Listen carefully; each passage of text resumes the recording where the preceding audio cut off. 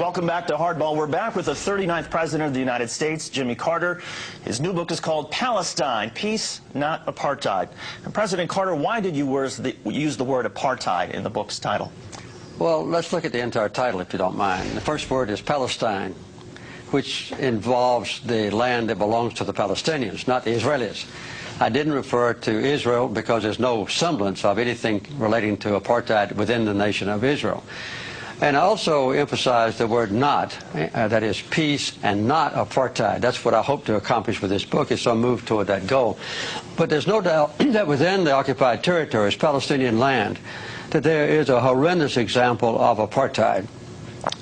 The occupation of Palestinian land, the confiscation of that land that doesn't belong to Israel, the building of settlements on it, the colonization of that land, and then the connection of those isolated but multiple settlements, more than 200 of them, with each other by highways on which Palestinians can't travel, and quite often where Palestinians cannot even cross.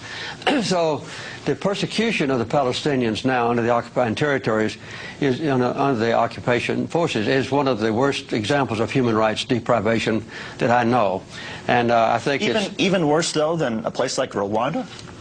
Yes, I think, yes. You mean now? Yes. Yeah, I think the impression now of the Israelis, of the Palestinians by the Israelis, is worse than a situation in Africa like the oppression of Rwandans and the Civil War.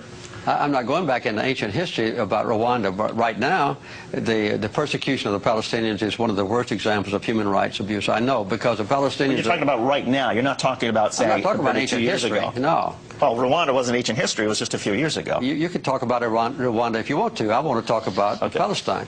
What is being done to the Palestinians now is horrendous in their own territory by the occupying powers, which is Israel. They've taken away all the basic human rights of the Palestinians, as was done in South Africa against the blacks. And I make it very plain in this book that the apartheid is not based on racism, as it was in South Africa, but it's based on the desire of a minority of Israelis to acquire land that belongs to the Palestinians and to retain that land, and then to exclude the Palestinians from their own property and subjugate them so that they can't arouse and demonstrate their disapproval of being robbed of their own property. That's what's happening in the West Bank. And the people in this country, in America, never know about this. They never discuss this. There's no debate about it. There's no criticism of Israel in this country. And in Israel, there is an intense debate about the issues in this book. In this country, no. I agree. I mean, I wish we had that sort of debate that they're having in Israel. I wish we had that in the United States. But give us a sort of sense, how much of the responsibility for the conflict, the Israeli-Palestinian conflict, do you think belongs to the Israelis for their tactics like seizing land and occupying territory that didn't belong to them? How much of it is the responsibility of the Palestinians for their suicide terror attacks and their bombings within Israel proper? Well, as a matter of fact, the basic cause of the conflict is a sustained occupation of other people's land by the Israelis. And this is a direct violation of United Nations resolutions. It's a direct violation of the International Quartet's roadmap.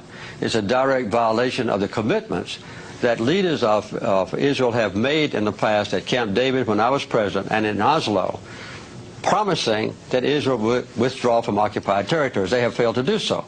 In response to that, and I'm not excusing them, there have been acts of violence. As a matter of fact, though, Hamas, the #1 accused persons of violence, have not committed an act of suicide bombing that caused an Israeli life now since August of 2004.